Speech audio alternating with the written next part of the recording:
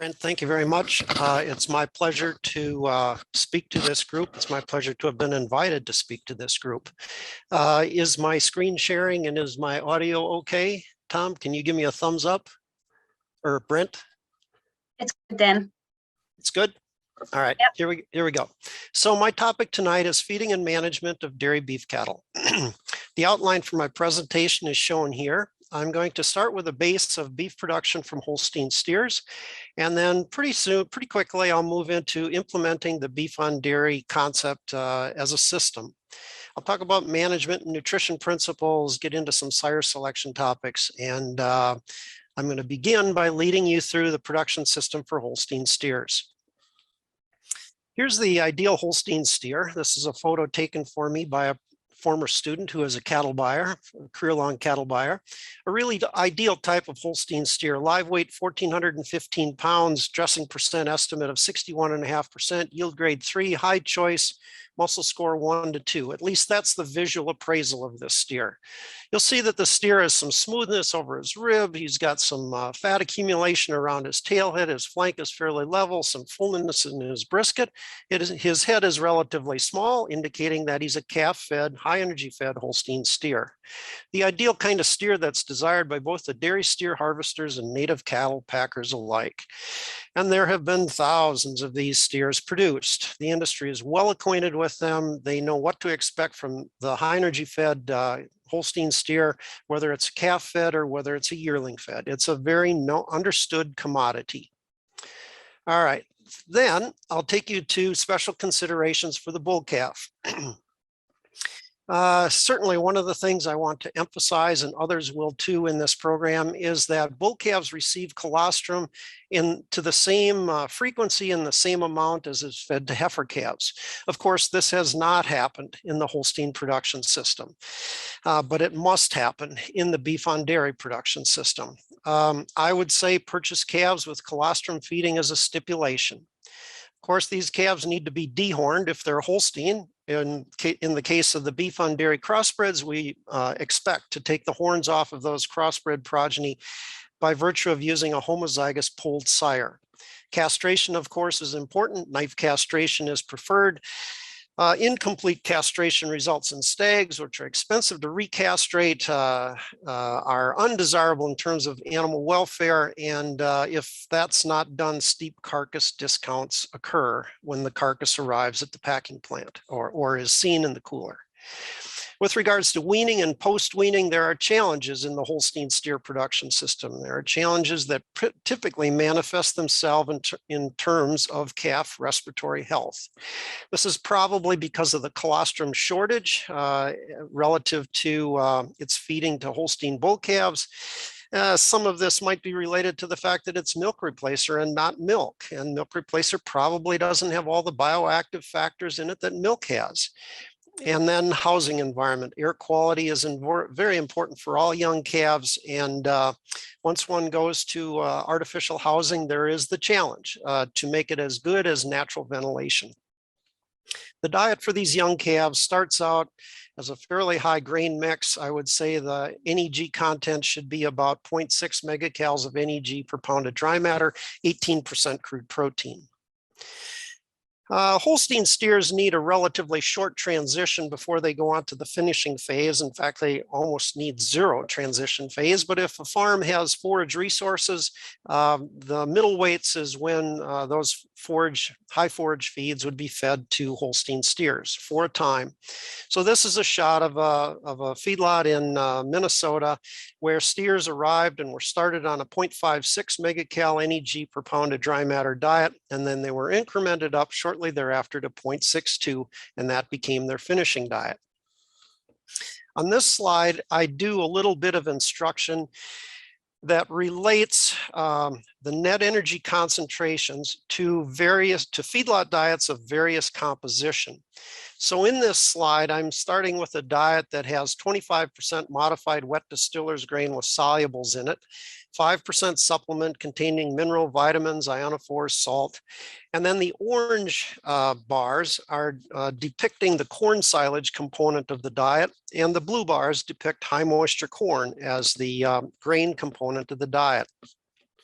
All I'm showing in this slide is that as the orange component increases, as the corn silage component of the diet increases, on the x-axis, the net energy for gain values decrease from 0.65 to 0.54.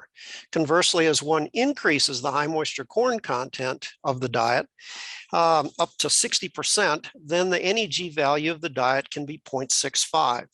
So I'm recommending that finishing diets for beef on dairy as well as Holstein steers be 0.62 or greater.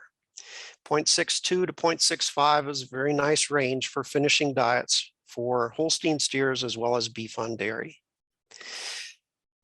Just with regards to general comment on finishing cattle, finishing feedlot cattle, consistency is the key to bunk management. We want there to be a consistent ingredient composition day after day in terms of dry matter content, in terms of particle size of the ingredients in the diet, with minimum dustiness. There should be a consistent feeding time.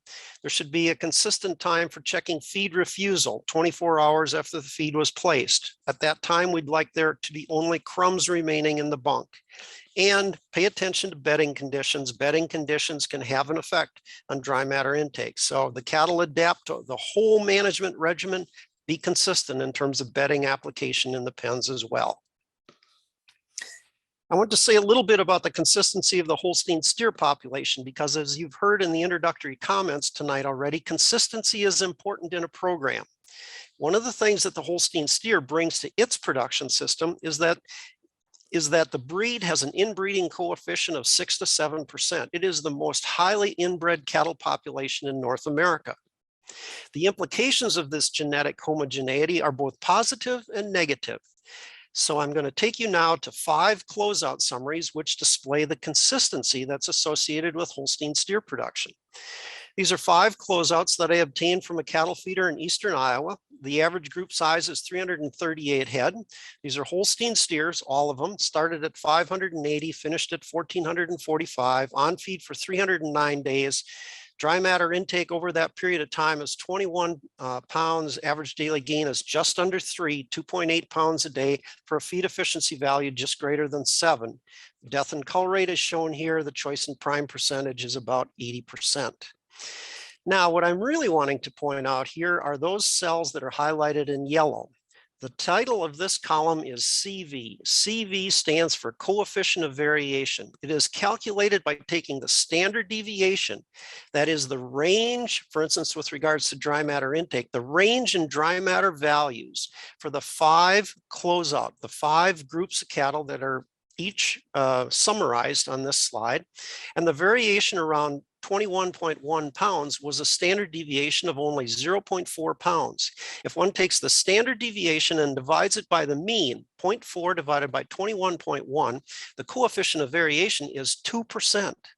When we do a laboratory assay, we want the coefficient of variation to be 5% or less, and that's a good laboratory assay. So here, my point is that the predictability of the Holstein steer is very high with regards to dry matter intake, average daily gain, feed conversion efficiency, choice and prime percentage. The greatest variation is with regards to the death and cull rate. So here, I'm emphasizing the consistency relative to the 3 traits shown there: DMI, average daily gain, feed efficiency, and the choice and prime percentage. The dead and culled steer percentage is greater than one would expect from similar native steers, and this is probably due to early calfhood management, like for instance due to the shortage of colostrum feeding, and perhaps also to the inbreeding associated with the Holstein breed. All right, continuing on this theme, but taking the production system to the next stage, which is carcass performance, there are some yield characteristics associated with Holstein steers that are very predictable. To their detriment, there is a lower dressing percentage with Holstein steers than with native carcasses. This is due to the fact that there's an increased proportion of gut, reduced muscling score, less subcutaneous fat, increased liver size, and an increased proportion of abdominal fat in Holsteins as compared to native beef breeds. However, I just want to point out that the hide on the Holstein is thinner, and actually thinner hides have higher value than thicker hides. But That's a very small factor in dressing percentage calculation. Overall, the Holstein carcass has lower muscle to bone ratio than is true for the native beef carcass. So here now is a Holstein steer, which I'm just showing in what I hope would be considered as ideal management conditions. It's a healthful looking steer. He's got access to some bedding. He's got a clean coat, plenty of space, no evidence of riding activity, good footing, no evidence of joint swelling, no deep manure. So at this point, I'm going to take a pause to ask if there are any questions of clarification, because now I'm going to transition into the beef on dairy crossbred population. Are there any questions for me? Dr. Schaefer, I don't see any in the chat as of yet, so and nothing coming in. We'll wait a few more moments, and otherwise we'll let you cruise on. All right, thank you. Okay, we'll let you keep going. Here we go. So here's a shot of the ideal beef by Holstein crossbred steer. And this is the main theme of tonight's program. This is now the main theme of my remaining slides.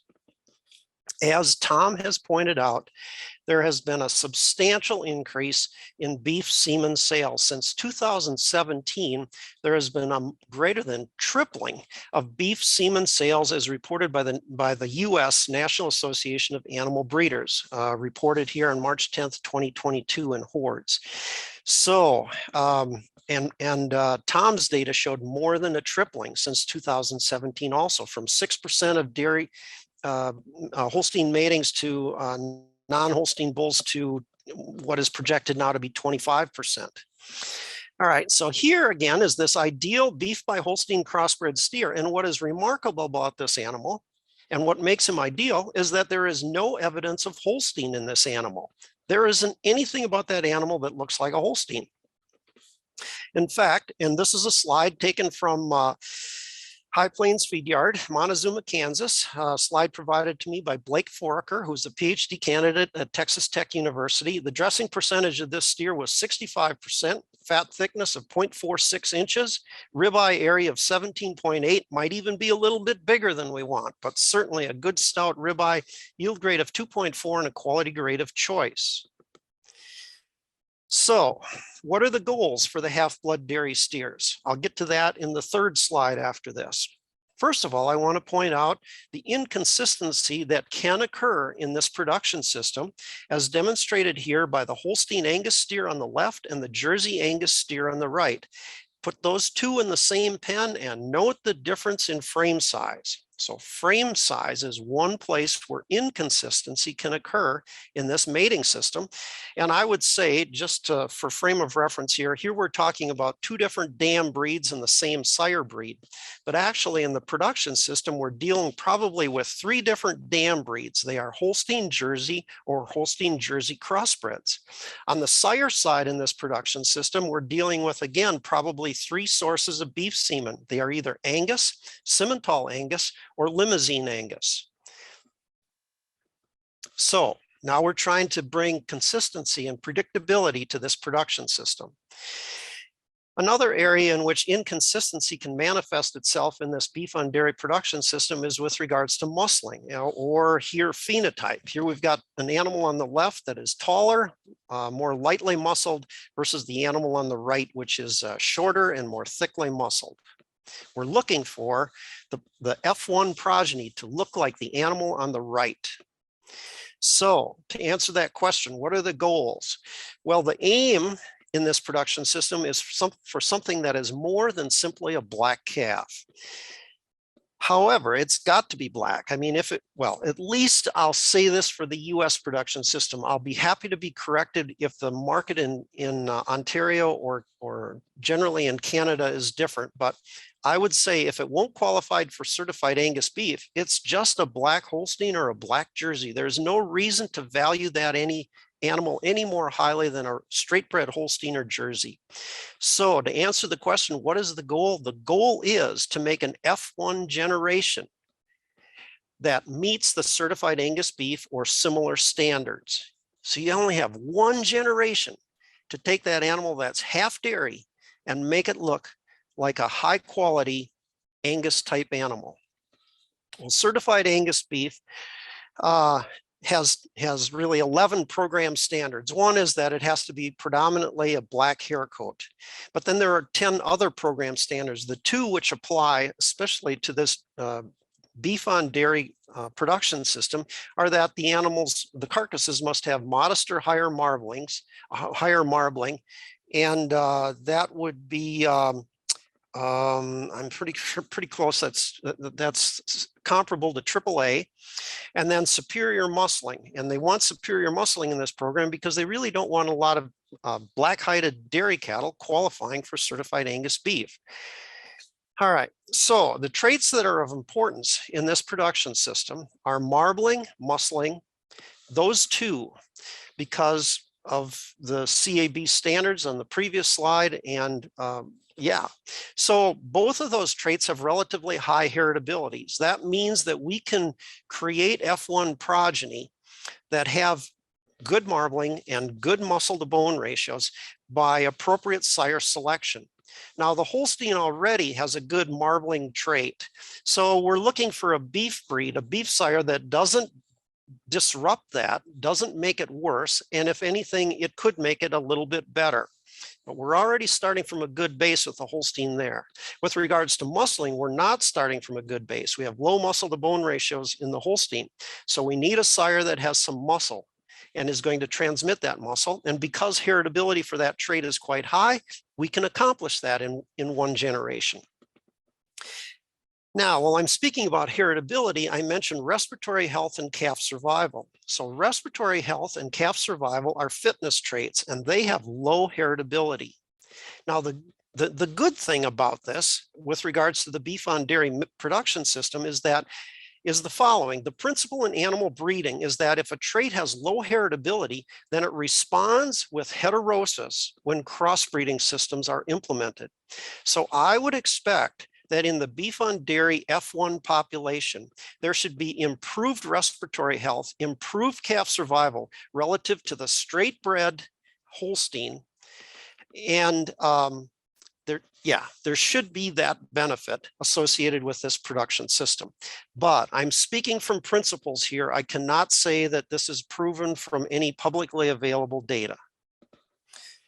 So with regards to beef sire selection for Holstein matings, obviously we're going to choose a bull that is homozygous black, homozygous polled. He should moderate the frame size of the Holstein because the Holstein is a large frame breed.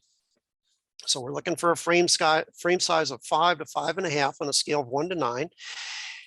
We use ribeye area as our proxy for muscle to bone ratio. That's all we have available to us right now. So choose a ribeye area, I would say, that's in the top 20% of the breed.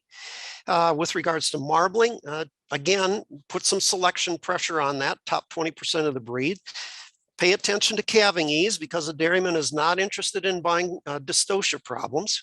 Top 50% of the breed for calving ease direct. Now, the Simmental Association in the US has paired up with the Holstein Association, and they've created a whole sim index by which they identify elite sim Angus bulls that should be good candidates for mating to Holstein dams. The Angus Association, a year and a half ago, generated an Angus on Holstein index called $H. They also generated an Angus on Jersey index called $J. Their way of trying to facilitate sire selection from their herd book for this production system. I want to say just in passing that the nutritional recommendations for the beef on dairy progeny are no different than the nutritional recommendations for Holstein steers or for native beef steers and heifers. We're looking for an NEG value in the finishing diet of 0.2 to 0.65. If one is dealing with flaked corn, that value could probably get up to 0.67. Time will tell whether 0.67 is past the threshold for these cattle. That's a slightly different topic. I'll just mention that point. So your nutritionists are aware of all of these requirements. There's nothing different nutritionally with regards to the beef on dairy F1s. We would recommend use of an ionophore for feed efficiency's sake. We'd recommend a beta agonist, actually, if they're permitted, such as Optiflex. And Thailand is something that I mentioned here. It is included in feedlot diets for control of liver abscesses. Liver abscesses are scored using the scale shown on the right, a scale scoring system developed by Elanco. A+ is the highest score. It is for a liver that has numerous sites of sores, of pus accumulation follicles on the surface and in the interior of the liver. Of course, this is a consequence of organisms passing from the rumen through the portal vein and being filtered out in the liver. And you'll hear some mention of this issue with regards to Holstein steers, as well as native cattle, as well as beef on dairy cattle. I do think that in Ontario and in the upper Midwest, liver abscesses are not nearly the problem. In fact, they're almost no problem compared to the problem that is faced by the high plains cattle feeding industry in the US. So here's what we expect in terms of cattle performance for these cattle. From birth to 400 pounds, we really don't expect any difference in performance of the calf while it's being fed milk replacer in the early starter diet. Growth rate of 2 pounds a day, feed conversion efficiency of approximately 3.5. From 400 to 1,400 pounds, the Holstein growth rate will be exceeded by that of the dairy beef because of the genetic influence of the beef sire, and consequently, we would expect feed conversion efficiency to be better in the beef on dairy crossbred animal than in the straight bred Holstein. In terms of finishing programs, I would say that the Holstein steer needs to be on feed by 700 pounds. He'll gain at 2.9 pounds a day. He's going to gain 750 pounds over 260 days. His finish weight is 1,450 pounds. The crossbred, the beef on dairy crossbred should be a little bit more moderate in his frame score. So he could possibly be finished slightly lighter. He'll have a better average daily gain compared to the native, which can probably go on feed a bit later if one chooses to do so. We'll have a better feed conversion efficiency, and depending upon the frame size of the animal, possibly could be finished slightly lighter. I make some general comments here about implant programs for these cattle on the right-hand side of the slide. So now I want to turn to some actual data, because up until now I've been speaking mainly from my experience and mainly with Holsteins and mainly based upon really cattle biology principles. So Texas Tech University, in a program that's led by Dale Warner, was early on involved in exploring and investigating and documenting this beef on dairy concept with regards to performance of the beef component of this mating system. So they did some feedlot evaluation of feedlot closeouts in point number 1. And point number 2, they did a study evaluating eating quality of these different types of cattle. I'll show you some information. They looked at phenotype expression, whether it was a beef phenotype or a dairy phenotype, and some of the implications of that. And not yet reported is work they're doing on calf management effects and the implantation of all beef embryos into dairy cows. So first, with regards to feedlot growth of these cattle, they did some paired feedlot closeouts where they chose pens of cattle that were comprised of native beef. I'm not sure, I can't say whether they're steers or heifers, but all native, same breed and same sex, or beef on dairy, 26 pens of these cattle. I'm pretty sure these must have been steers. So their total animal count is shown there. Good numbers, approximately 1,500 head. Initial body weights of 800, final body weights of little over 1,300 pounds. Days on feed are shown. Average daily gain was better for the natives than for the beef on dairy crossbreds. That is as we expect. Feed conversion efficiency is better for the natives than for the beef on dairy crossbreds.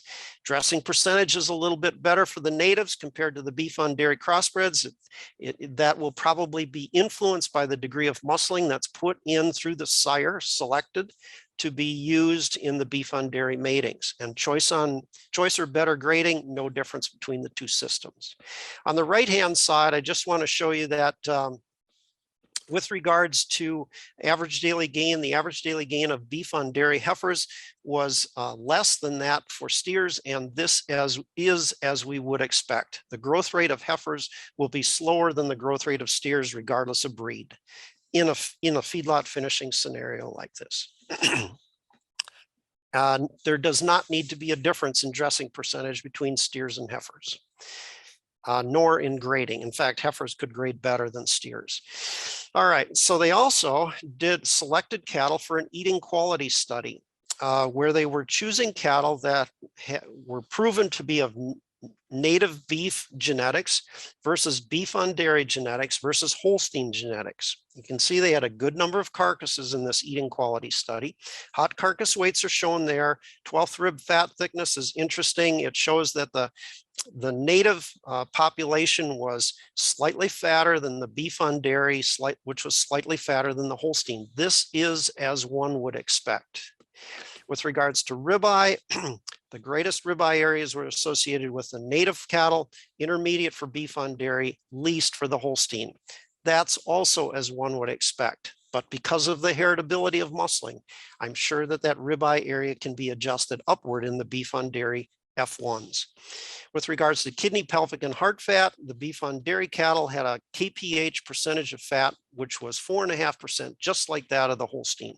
USDA yield grades are not different between the populations because of the offsetting influences of fat thickness and ribeye area. Marbling scores are good in these beef on dairy cattle as well as in the Holsteins, and for that matter, as well as in the natives. 400, I believe, is small zero, so these are all choice marbling scores. With regards to phenotype expression, there's nothing really all that dramatic. They did not find any difference in rib fat thickness, whether the steers, between these steers and heifers, all right, and ribeye area is very similar. Here is the point that arises from Texas Tech and is probably characteristic of High Plains cattle feeding. This shows the liver abscess incidence, where 0 is no liver abscess, A is the intermediate score, and A+ is the highest incidence of liver abscesses. And in these two groups of cattle, which they pulled out, the beef on dairy harvest survey, that's the feedlot survey, and the phenotype expression study, they had 69% of the cattle in the harvest survey were not showing liver abscesses. That means that 31 were showing liver abscesses, and in the phenotype expression study, 54% were showing liver abscesses. Oops. So now I just want to say that from the populations they selected in the paired feedlot closeouts, the red arrow, beef on dairy, is pointing to the left, indicating that the beef on dairy carcasses generally had a higher percentage of yield grade 2s than was true for the conventional beef or native carcasses. This is the influence of the dairy breeding, that there would be slightly less back fat thickness, and that could be associated with a better yield grade. Also, in the on the right-hand panel from their eating quality study, again, there were slightly more yield grade 2 carcasses in the beef on dairy population than in the conventional beef population. With regards to quality grades, in their eating quality study where they had 2,419 carcasses, generally there was a higher percentage of top choice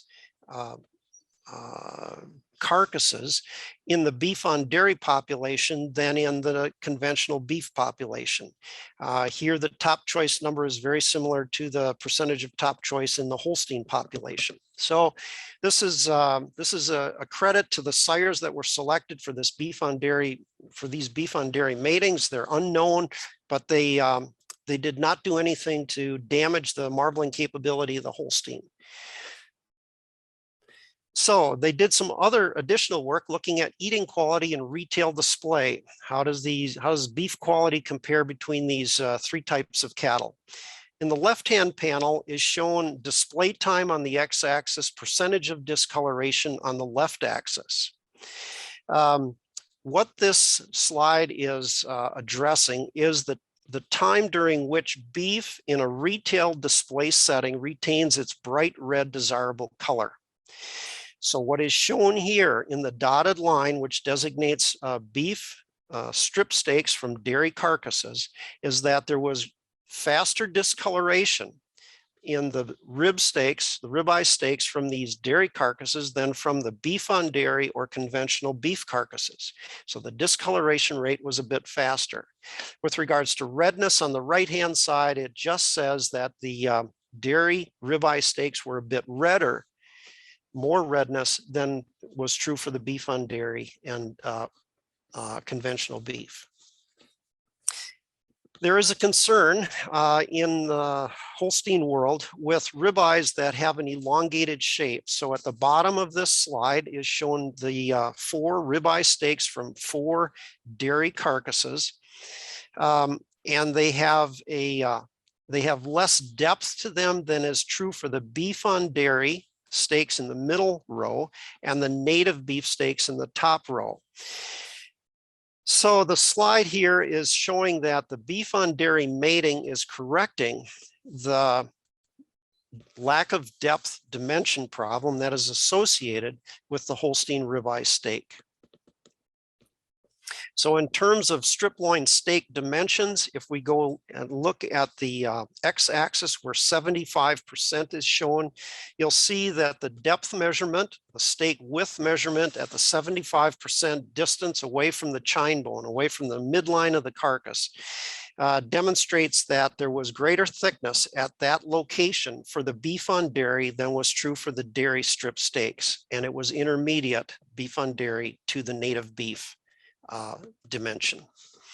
With regards to consumer sensory panel, here they asked consumers to evaluate the tenderness of cooked ribeye steaks. And the consumers actually came back and said that they thought that the rating for tenderness was highest for the dairy ribeye steaks, and the beef on dairy is intermediate but not statistically different from the native beef. So there is no problem here in terms of sensory characteristics with having the dairy influence in our beef supplied to consumers. The tenderness will be equal to that of native beef steaks, and in some instances it could be better. I would say because there is some Jersey influence in this dairy population they selected, the Jersey is notably better than all other cattle breeds in terms of beef tenderness. Here they had a trained sensory panel, and again there was an advantage for the Holstein. The beef on dairy was intermediate compared to the native beef on the left here for tenderness. And with regards to all of these other sensory attributes, there is no substantial difference between any of the sources of beef. So in terms of this system, feedlot growth in the beef on dairy system is better than one would expect from Holsteins, and it's similar to conventional beef. There are still some challenges associated when Jersey is in the beef on dairy mating system, but those growth deficiencies associated with the Jersey can probably also be overcome with appropriate sire selection. The carcasses can be produced in this system, which hold the grading potential of the Holstein and probably improve the red meat yield, though I will say that we need more information on red meat yield. There is a realization that there are eating quality benefits associated with the Holstein. There is no problem with eating quality of the beef derived from the beef on dairy system.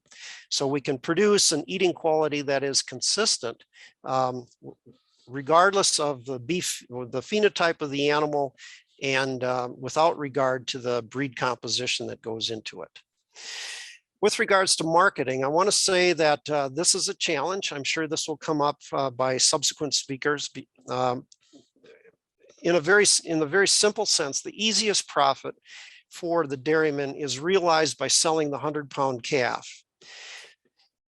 If one wants to retain or achieve a higher level of profit associated with the beef on dairy production system, then it will be necessary to retain ownership of that calf through a coordinated production system until that calf is sold as a finished animal. And in fact, going forward, even capturing increased value for the 100-pound calf will probably be dependent upon the reputation of the calves produced by a specific dairy herd. Eventually, there will be knowledge by buyers of the quality of beef on dairy calf produced by the dairy herd. And that will factor back into the magnitude of the premium that's offered for this beef on dairy calf. Where do the challenges lie in this production system? They lie in bull selection. They lie in producing large uniform sets of crossbred progeny. There are crossbred heifer calves that have to be dealt with too. I suspect someone's going to speak to this issue as well. Colostrum feeding is a very important component of making this beef on dairy crossbred system work. To maximize calf value, coordination among the dairy herd, the calf raiser, the feedlot, and the packing plant is needed.